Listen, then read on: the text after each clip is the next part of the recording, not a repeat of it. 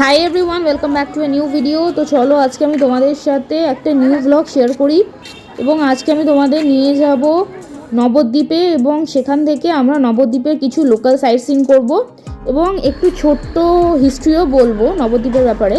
তো এটা তো তোমরা জানো যে শ্রী চৈতন্য মহাপ্রভুর জন্মস্থান এটা, এবং আমরা এটা চুঁচুড়া থেকে মানে কলকাতা থেকে ভায়া ট্রেনে গেছিলাম।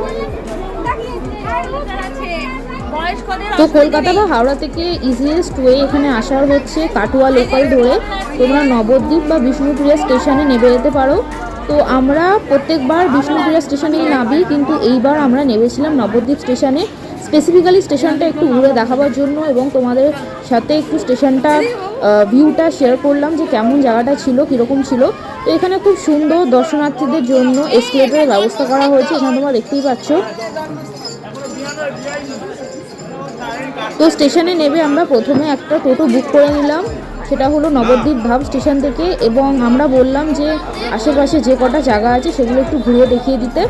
তো আমরা যখন গেছিলাম সেই দিন ছিল একটা লোকাল ট্রেনের কাজ হচ্ছিল, ওই জন্য ওখানে কাটোয়া লাইনে কিছু ট্রেন বন্ধ ছিল, যার জন্য স্টেশনের আশেপাশে বহু লোক ভিড় করে দাঁড়িয়ে আছে।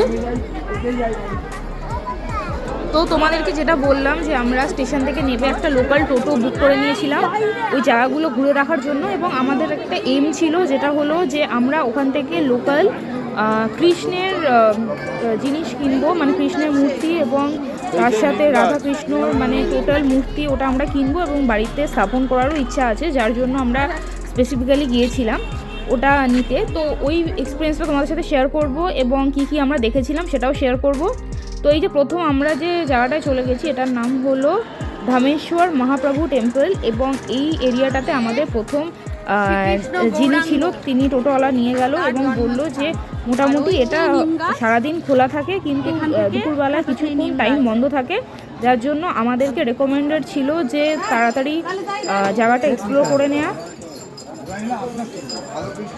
তো তারপর আমরা চলে এসেছি যে স্পেসিফিক্যালি যেটা আমি তোমাদের বললাম যে রাধাকৃষ্ণের মূর্তি নেওয়ার জন্য আমরা ওদের যে মেন দোকানটা মানে যেটা ওদের আউটলেট সেখানে আমরা চলে এসেছি, এবং তোমরা দেখতে পাচ্ছ যে ভ্যারাইটিস রকমের রাধাকৃষ্ণের মূর্তি আছে, এবং কৃষ্ণের ছোট বাল্যকাল থেকে শুরু করে বড় বয়স অবধি বা রাধাকৃষ্ণের সব কিছু রকমের এবং চৈতন্য মহাপ্রভুর সব কিছু মূর্তি এখানে তোমরা পেয়ে যাবে, এবং এগুলো সবই পেতলের মূর্তি, পাথরের মূর্তিও আছে। কিন্তু স্পেসিফিক্যালি এই যে তোমরা পিকচারটা দেখতে পাচ্ছ এটা মায়াপুর স্পেশাল পিকচার, যেটা হয়তো তোমাদের মধ্যে অনেকেই জানো।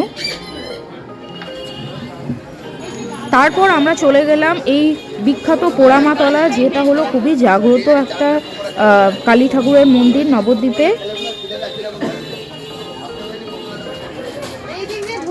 এটার ইউনিক অ্যাটমসফিয়ারের মধ্যে আছে হচ্ছে একটা হিউজ ব্যানিয়ান ট্রি মানে বট গাছ, এবং বাড়ির মধ্যেই আছে হচ্ছে ভবতারিণী কালী ঠাকুরের মন্দির, এবং সেখানে ঠাকুর আছে।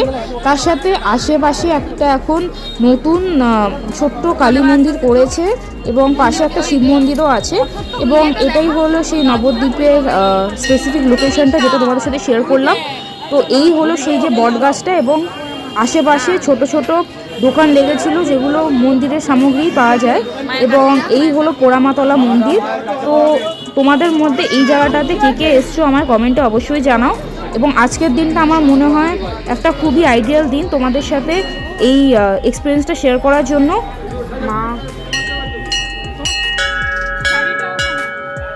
তো এখানে আমাদের 3বার ঘুরতে বলেছিল এই মন্দিরের পাশে, এবং আমরা তারপর পুজোও দিয়েছিলাম।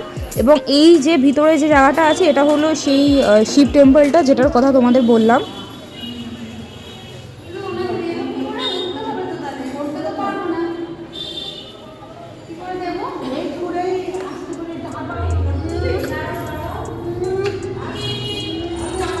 অনেকেই পুজো দিতে এসেছিল, যেমন যেটা আমরা দেখলাম যে অনেকেই ধুত্র ফুলের মালা, জবা ফুল তো এখানে দেয়নি, জবা ফুল স্পেসিফিক্যালি কালী ঠাকুরকে দেওয়া হয়েছিল, কিন্তু এখানে ধুত্র ফুলের মালা তারপর এমনি গাঁদা ফুলের মালা এগুলোই বেশি দেওয়া হয়েছিল শিব ঠাকুরকে, তার সাথে নীলকণ্ঠও ছিল।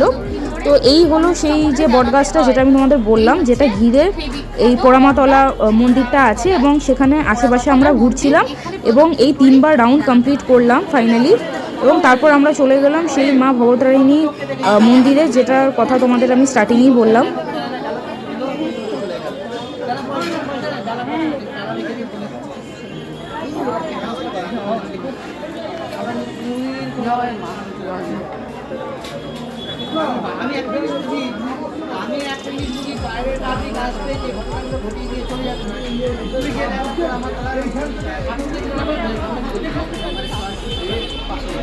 ঠাকুরকে প্রণাম।